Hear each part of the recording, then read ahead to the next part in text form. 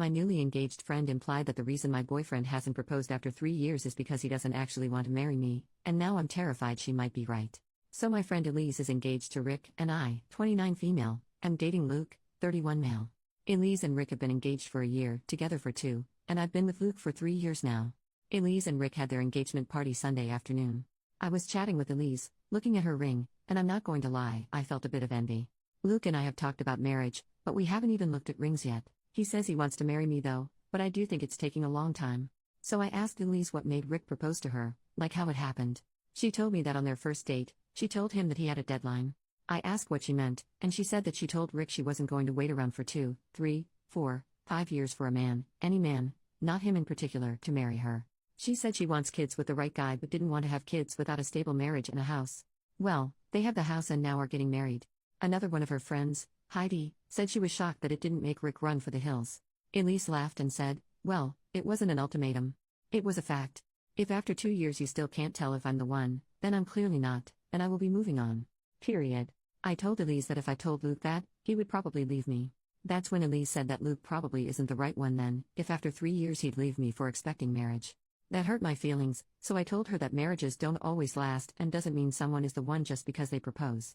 She said she wasn't worried, that she and Rick were in love and knew life would not be easy, but she's prepared to make it work. She also said she knows marriage isn't for everyone, which is fine so long as your partner feels the same, but that marriage is a value of hers, and she wasn't going to waste time with someone who so clearly didn't have the same values as her. That's when Heidi asked me what my problem was. I told her I didn't have a problem, just stating a fact. Then Heidi asked how long I had been with Luke. I said 3 years, and she asked if I wanted to get married. I said yes, and when she asked what about Luke, I just excused myself to the restroom. Not much else happened at the party, but when Luke and I left, I told him about the conversation. Luke laughed and called Elise ridiculous. I asked what he meant and he said, verbatim, only desperate and crazy women have a policy like that.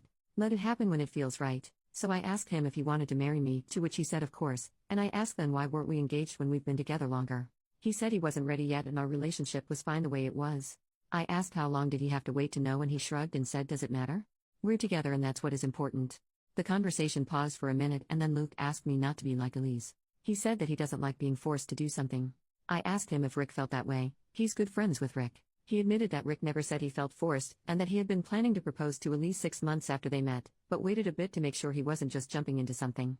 I asked Luke if it would be okay for me to look at rings. He said I could but to not get my heart set on anything because he wasn't ready and he said even if he wasn't willing to spend more than $1,500 on an engagement ring. Elise's ring obviously cost more than that. I never asked her how much it was, but center diamond is 2 carats, and the rest of the band is covered in diamonds.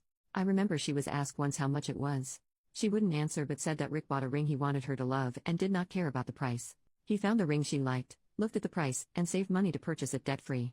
I didn't mention that to Luke, but her telling me that came back when Luke said he was only willing to spend $1,500 on a ring I'm not even allowed to really look for.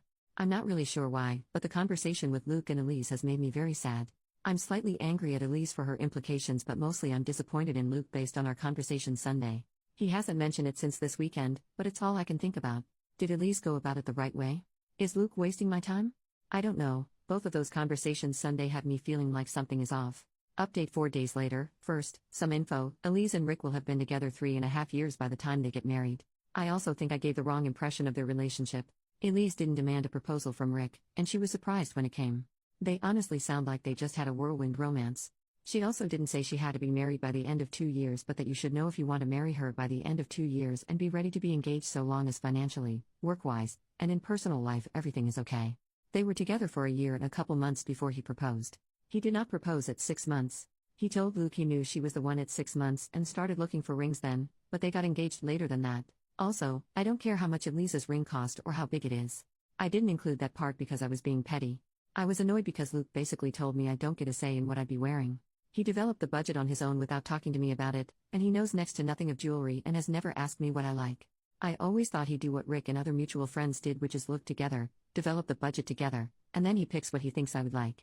Rick didn't have the money for Elise's ring, his own words, so he made a financially sound decision to save up for a ring he knew she'd like but wouldn't break their bank either. I figured Luke was going to do the same thing but apparently he had no intentions of doing so.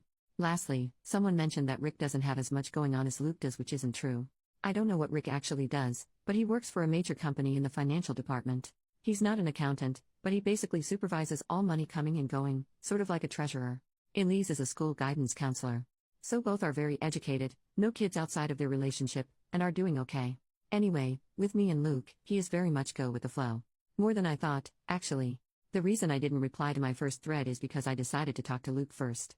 Long story short, we broke up. Several comments said I needed to communicate what I wanted clearly to Luke, so I took an hour to write out what I really wanted in the next couple of years and then told Luke the night I posted the first thread. I told him that after 3 years, we should be seriously considering the next step. I told him I wanted kids, and with my age, I'm scared of health problems and complications if we wait too long. I told him that before we buy a house, we were looking, that I want to at least be engaged like Elise and Rick were. That's not a comparison per se, but I reflected on this and I think buying a house with a boyfriend who can't tell me when he wants to be engaged isn't very smart. Elise and Rick were engaged when they bought their house, so were several of our married friends, and I realized that's the minimum stage in our relationship I want to be in before purchasing a home. Luke's reaction was not pleasant. He told me he felt like I was trapping him in a corner and demanding a ring when I wasn't. I told him I wanted to plan and to see if we were on the same page, but I wasn't expecting a ring tomorrow or anything, just over the next year or so. He told me he'll propose when he's ready, and me bringing it up over and over again is making him not want to do it because he thinks I just want a ring, but I don't. I want a family, but I don't want to be one of those women who has a kid with a man who doesn't actually want the same things I do. I told him that he doesn't seem like he wants to get married, and that's when he said it. Luke told me he wants to get married but admitted he didn't know anymore if he wanted to marry me in particularly. When I asked why, he said he doesn't think I have enough ambition. Luke wants to get a promotion at his job, he works in marketing, he's going to school for his master's, and he's into self-improvement like going to the gym and eating healthier and mental health books. He said he felt like I just wanted a marriage and kids and then I would be a stay-at-home mom, which he doesn't want me to do. He wants me to work, but I work as a secretary for psychology service. Luke makes almost 3 times as much as I do. And I don't want to go back to school. I hated it the first time, and I can't afford to do it again even if I wanted to. Plus, I love my job. Great pay, great benefits, and my bosses and coworkers are really cool.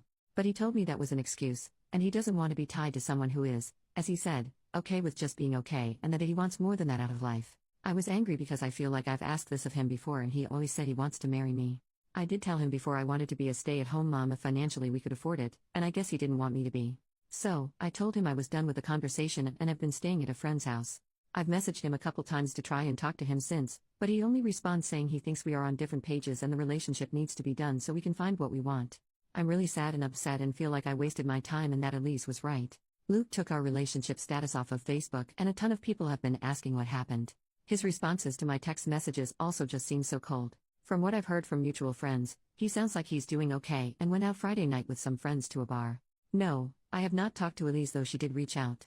But that's what happened. I don't even know anymore.